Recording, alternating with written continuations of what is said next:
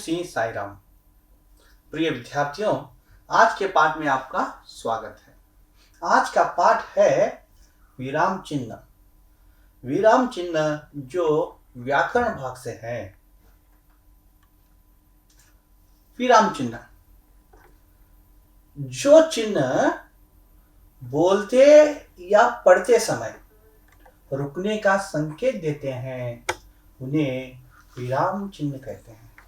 देखिए, विराम चिन्ह किसे कहते हैं? जो चिन्ह बोलते या पढ़ते समय रुकने का संकेत देते हैं। कौन सा संकेत देते हैं? रुकने का संकेत देते हैं, तो उन्हें क्या कहते हैं?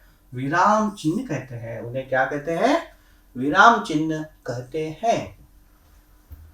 विराम का अर्थ है रुकना। विराम का अर्थ है रुकना। देखिए, विराम चिन्ह के नाम है। यहां पे चिन्ह को दिया गया है। देखिए, पहला है अल्प विराम। पहला है अल्प विराम। अल्प विराम कैसे लिखते हैं? इस प्रकार लिखते हैं अल्प विराम। ये क्या है? ये अल्प विराम।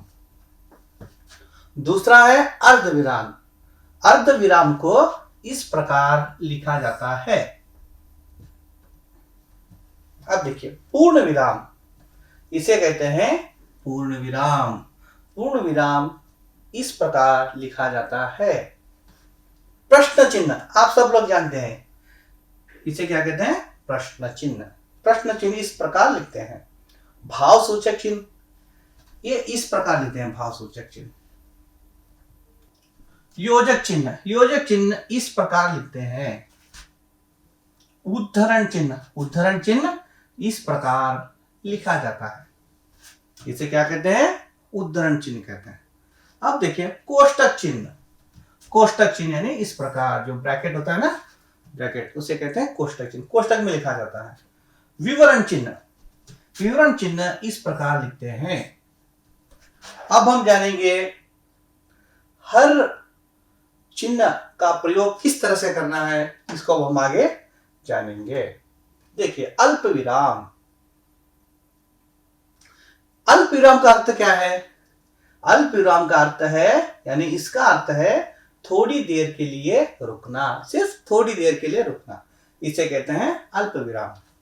जैसे सतीश, देखिए, सतीश विवेक और नितिन खेलने के बाद घर चले गए। ये विवेक और नितिन जो है ना, ये पूरा हम निरंतर बोलते हैं, लेकिन सतीश के बाद में हम थोड़ी देर के लिए रुकते हैं, इसलिए इसे क्या कहते हैं? अल्प विराम। यहां पर एक हम अल्प विराम लेते हैं। सतीश विवेक और नितिन खेलने के बाद घर चले गए। तो सतीश के बाद में जहां हमें थोड़ा सा रुकना होता है, इसलिए इसे कहते हैं अल्प विराम चिन्ह का प्रयोग यहां पर उपयोग करते हैं। अब ये देखिए, अर्ध विराम। अर्ध विराम चिन्ह इसे कहता है। देखिए, जहां अल्प विराम से अधिक और पूर्ण विराम से कम रुकना हो, वहां अर्ध विराम का प्रयोग होता है। जहां अल्प विराम से अधिक और पूर्ण विराम से कम रुकना हो, देखिए एक बार फिर से ध्यान दीजिए, अल्प विराम से थोड़ा अधिक रुकना है और पूर्ण विराम से कम रुकना है, तो वहां अर्ध विराम चिन्ह का उपयोग होता है। वहां अर्ध विराम चिन्ह का प्रयोग होता है। देखिए, जैसे खूब मन लगाकर पढ़, यहां अर्ध विराम चिन्ह का उपयोग किया गया है। खूब मन लगाकर पढ़, परीक्षा निकट आ गई है। खूब मन लगाकर पढ़, परीक्षा निकट आ गई है। खूब मन लगाकर पढ़, इतना पढ़ते हम क्या करते हैं? थोड़ी देर के लिए रुक जाते हैं, इसे कहते हैं अर्ध विराम। पूर्ण खूब मन लगाकर पढ़, परीक्षा निकट आ गई है। अब देखिए, पूर्ण विराम। वाक्य के पूर्ण होने पर जिस चिन्ह का उपयोग करते हैं उसे कहते हैं पूर्ण विराम।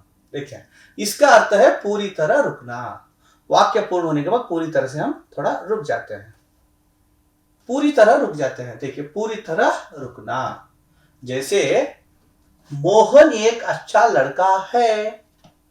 है के बाद हम क्या करते हैं, वाक्य को पूर्ण करने के लिए रुक जाते हैं। मोहन एक अच्छा लड़का है, पूर्ण विराम चिन्ह है। यह गाय है, यह गाय है जो है ना, ये भी पूर्ण विराम चिन्ह है। तो वाक्य के अंत में पूर्ण विराम के लिए पूर्ण विराम चिन्ह का उपयोग होता है। अब देखते हैं प्रश्नवाचक चिन्ह। कौन सा चिन्ह? प्रश्नवाचक चिन्ह, सबको पता है ना, इसे क्या कहते हैं? प्रश्नवाचक चिन्ह कहते हैं। देखिए, जिस चिन्ह से प्रश्न पूछने का आभास होता है उसे प्रश्नवाचक चिन्ह कहते हैं। प्रश्नवाचक चिन्ह किसे कहते हैं? जिस चिन्ह से प्रश्न पूछने का आभास होता है, प्रश्न पूछने का आभास होता है उसे प्रश्नवाचक चिन्ह कहते हैं। देखिए, जैसे आपका नाम क्या है, आपका नाम क्या है। यहां जब इस वाक्य में जो प्रश्न पूछा गया, इसलिए यहां पर प्रश्नवाचक चिन्ह का प्रयोग किया गया। क्या आप मैसूर जा रहे हैं? यह भी प्रश्न है। यह वाक्य कौन सा है? प्रश्न है। तो जिस वाक्य में प्रश्न का आभास होता हो वहां प्रश्नवाचक चिन्ह का उपयोग होता है। वहां कौन सा चिन्ह का उपयोग होता है? प्रश्नवाचक चिन्ह का उपयोग होता है।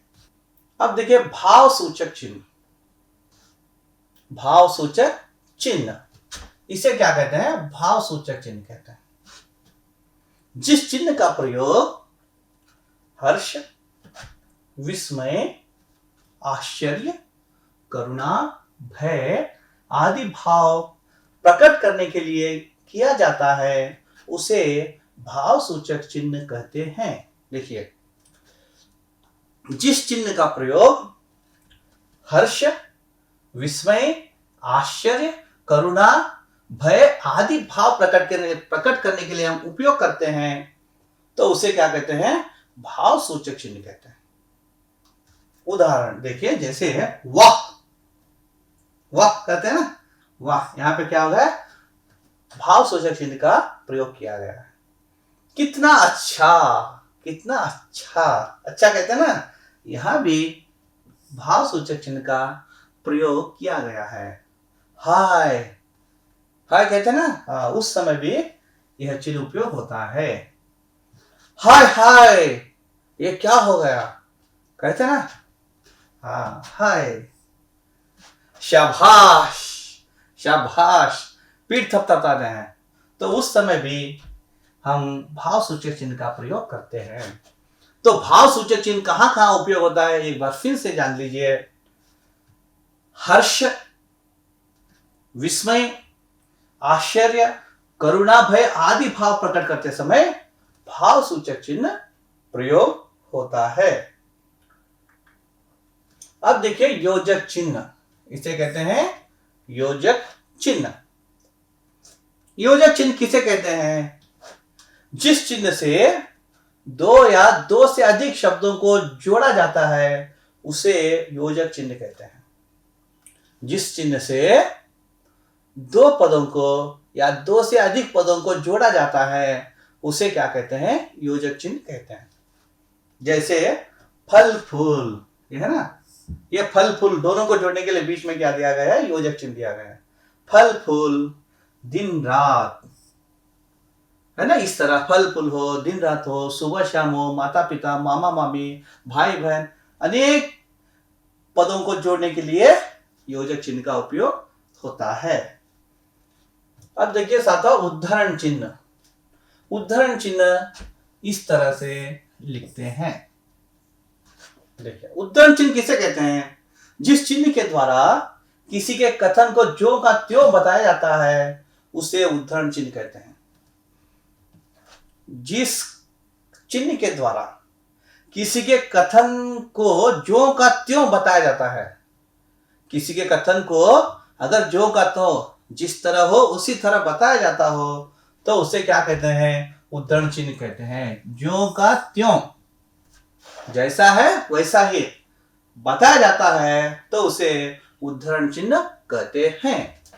देखिए जैसे उदाहरण, राम ने श्याम को कहा, तो राम ने श्याम को क्या कहा? देखिए, मैं तुम्हारी मदद करूंगा, मैं तुम्हारी मदद करूंगा। तो यहां पर उद्धरण चिन्ह का प्रयोग किया गया है। ये कौन कर रहा है? राम कह रहा है। तो राम ने श्याम को जो कहा, राम ने जो कहा वो उसी को बताने के लिए यहां उद्धरण चिन्ह का प्रयोग किया गया है। कौन सा प्रयोग है? उद्धरण चिन्ह का प्रयोग किया गया है।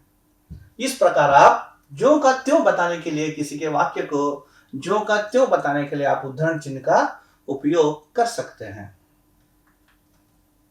अब देखिए कोष्टक चिन्ह, इसे कहते हैं कोष्टक चिन्ह। एक कोष्टक दिया जाता है, किसी शब्द या वाक्यांश का अर्थ स्पष्ट करने या उसकी व्याख्या करने के लिए उसे कोष्टक के भीतर रखा जाता है।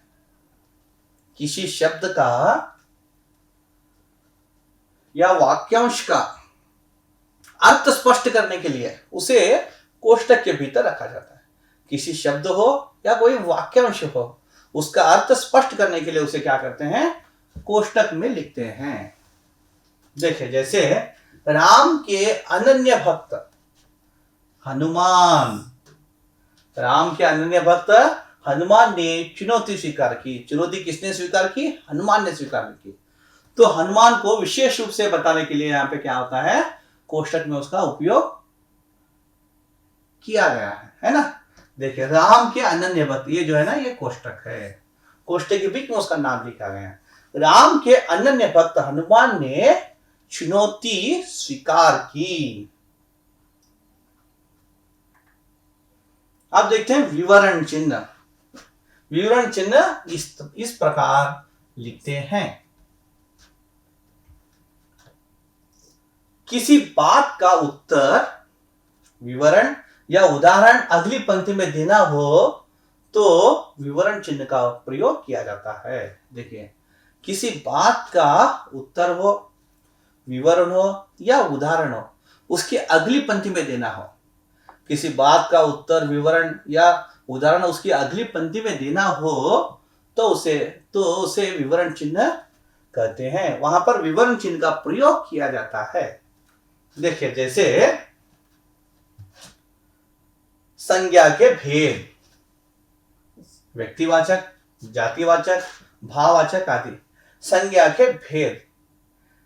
तो इसका विवरण आगे देना है। इसका विवरण आगे देने से पहले यहां विवरण चिन्ह का प्रयोग किया गया है ना। संज्ञा के भेद, संज्ञा के भेद।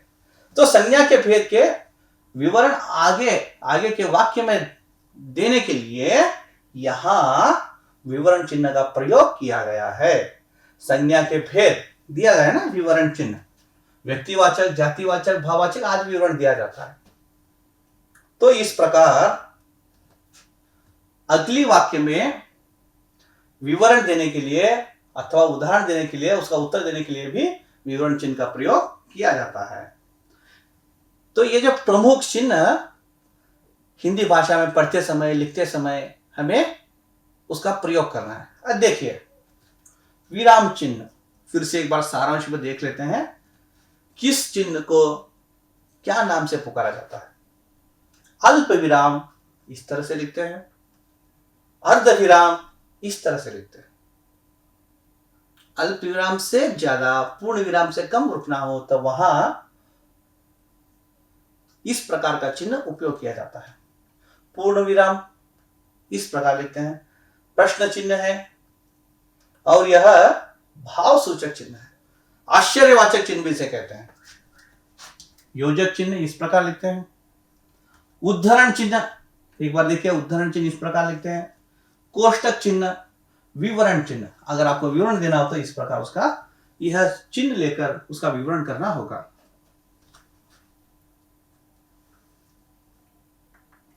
तो आज का चिन्ह का पाठ, विराम चिन्ह का पाठ यहां पर समाप्त होता है। जय साई राम।